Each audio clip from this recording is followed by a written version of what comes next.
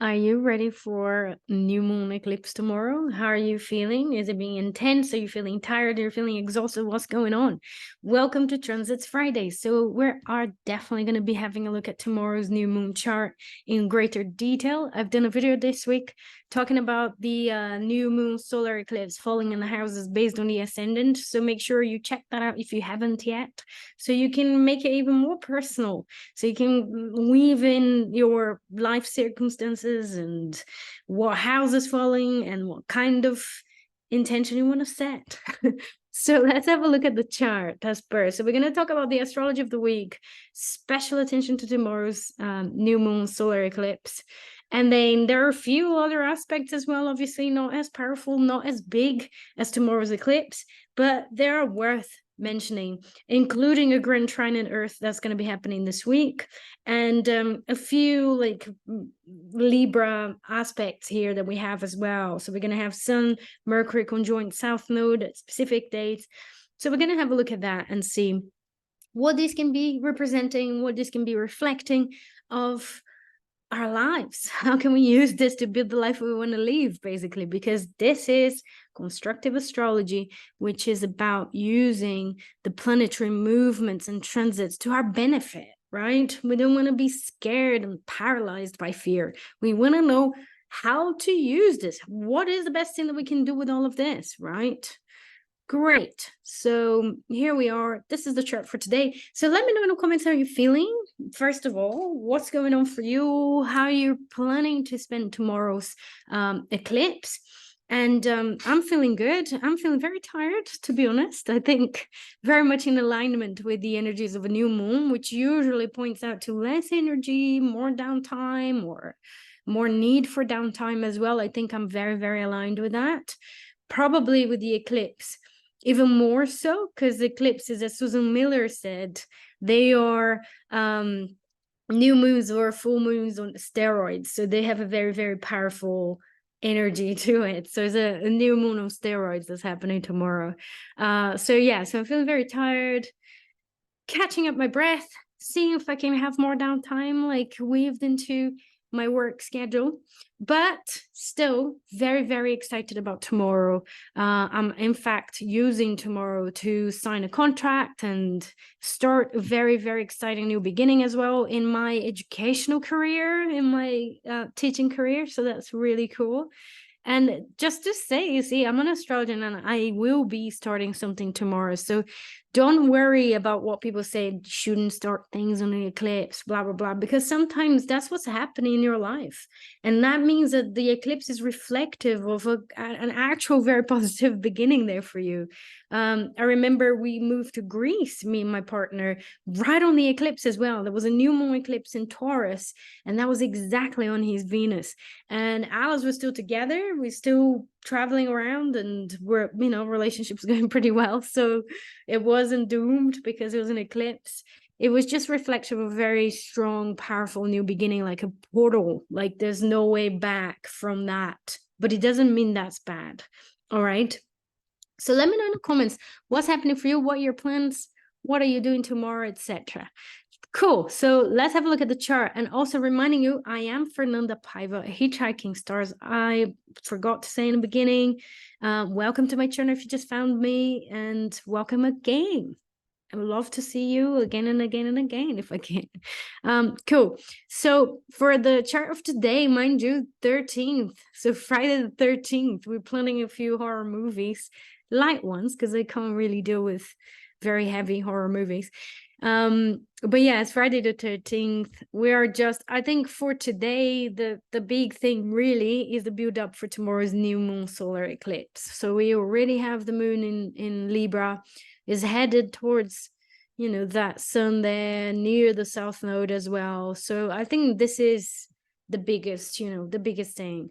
So let's move on to tomorrow, and that's the exact time of this new moon lunar eclipse. So I want to spend some time with this chart here so we can dissect a little bit. And I know I've spoke about it in the previous week, but it's always good to remind us, especially when we're so close to that new moon eclipse to happen. All right, so you start focusing, meditating, taking your time, taking some time off to embrace these energies, to somehow bring more, or like direct a little bit, like stir your boat in the direction that makes more sense to you, that would be a little bit more constructive and positive for you. Okay, so we obviously have a big stellium in Libra when this new moon solar eclipse will be happening, which obviously comprises of sun and moon, which that's a new moon, and the south node as well, which dictates that eclipse as well.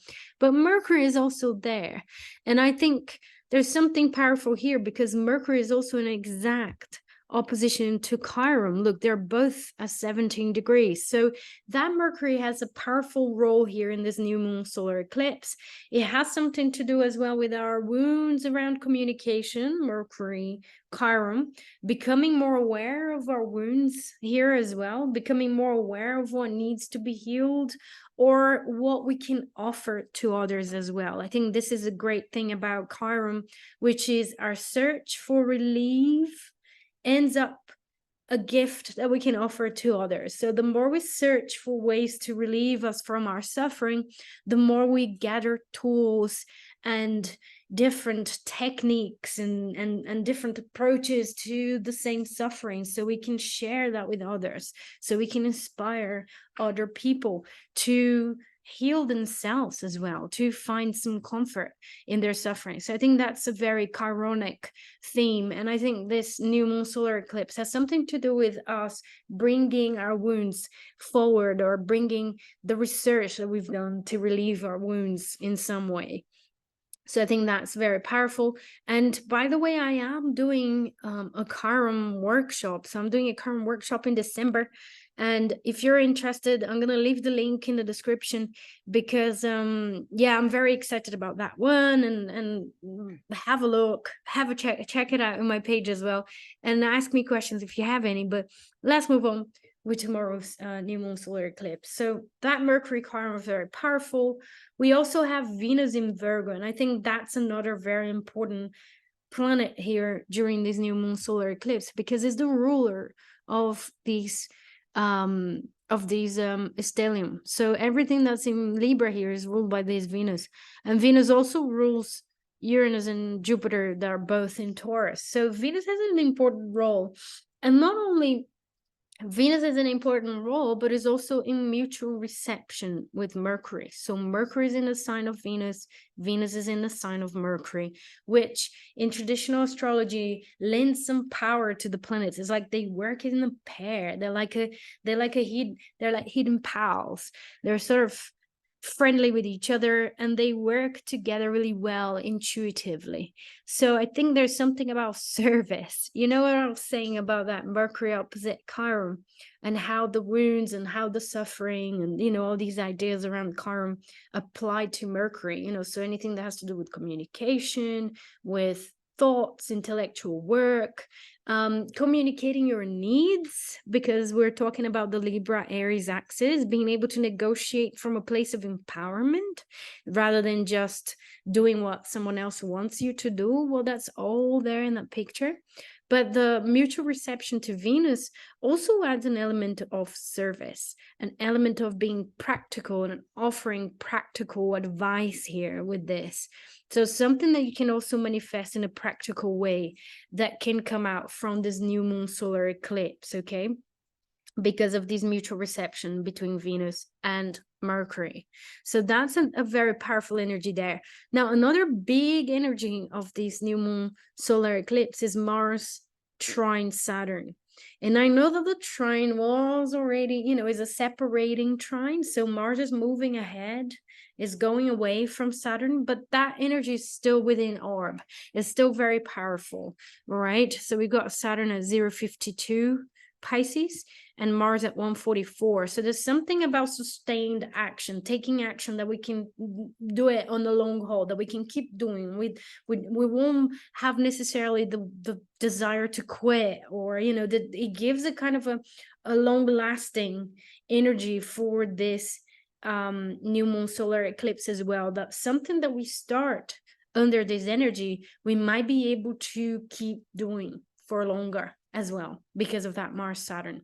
Now, if it's got anything to do with the water element, even better. So if you set intentions around emotional mastery, personal healing, like emotional healing with that Mars Saturn as well, anything that has to do with the water elements, anything with the connections, emotional connections between you and another person as well, that's under the spotlight. That's something that we can do as well, that we can sustain. So if you are a healer, if you work with the esoteric arts as well, this is a wonderful placement to develop your studies, to develop your practice, to go deeper, and to go deeper for longer. So you're going to have the energy to continue. You're not going to want to necessarily to give up.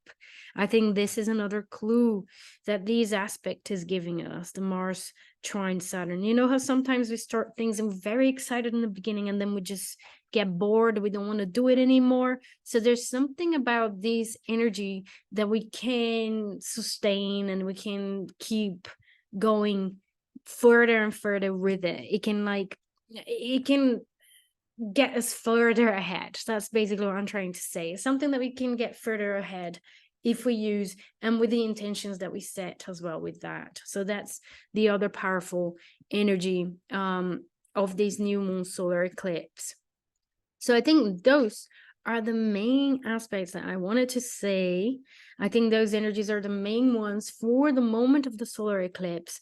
Like I said, check out the other video I did, find out where this new moon solar eclipse will fall in your chart. Don't forget, astrology is detective work. So no matter how general of a reading of an overview I give here, is never enough. It's never enough. You always have to go back into your natal chart, into your personal experience as well, and into your personal life right now, and weave the story into these placements, into these advices that I'm giving in the videos as well. Okay, so go back to your chart, find out where is all of that, if it's picking up any of your personal planets, because that will add more flesh to the story. Okay, cool. So let's move on to the other aspects of this week. So here's the Sunday. We'll have Moon Mars conjunction. We'll feel maybe more, even more the urge to go deeper and to explore, the darker emotions, etc., to take action, with that Moon Mars. Like I said before, I think eclipse season isn't necessarily the best time for you to take impulsive action. If it's something that you've been thinking of, that you've been working with already, that's great.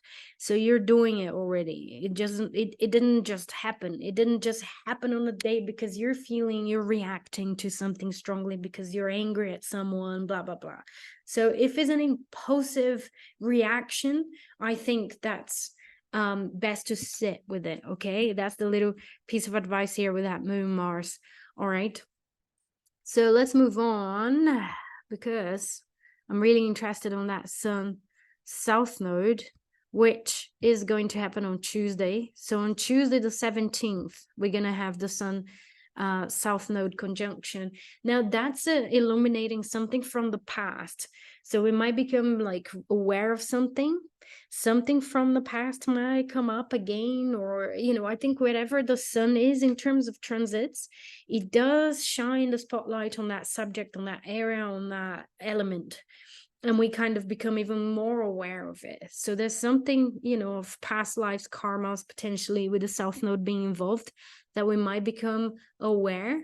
And right on the day after, we have Mercury conjoin that South node as well. So on Wednesday the 18th, that process will continue, and there will be something about ideas, words, communication, messages that we might get back from the past, something coming back to us, or something for us to reassess, to have a look at it again, to get acquainted with somehow. All right, I think that energy is there as well, very powerfully. And then on Thursday, we're gonna have almost Mercury Sun conjunction, but it's actually, I think it will be happening on Friday. That's the day. So next Friday, when I'm actually doing another video, but I'm gonna mention to you already nevertheless, we've got Mercury at the heart of the sun.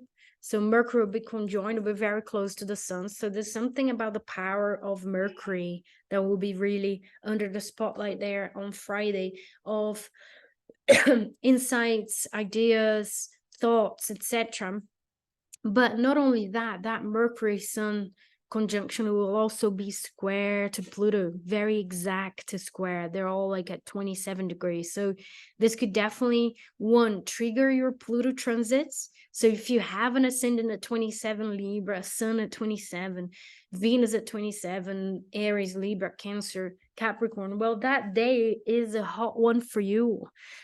It will definitely connect with something that's being triggered of this older transit that you're going to become aware and you're going to be acquainted with really powerfully. So definitely pay attention. There's a day to take note, and it could be intense. It could be, you know, because Pluto is involved in there. It could definitely be something that's very intense, very powerful, that's really triggering an obsession, or, you know, something, a powerful transformation, a powerful powerful healing process that you're going through as well. Like, again, it really depends on your life story. All right. So, but that's a day to take note, to pay attention to, especially as we are in between worlds, because that's how I see now this couple of weeks until we have the full moon eclipse as well. We're in between worlds, we're in between eclipses. So whatever comes up is good for us to pay attention to, okay?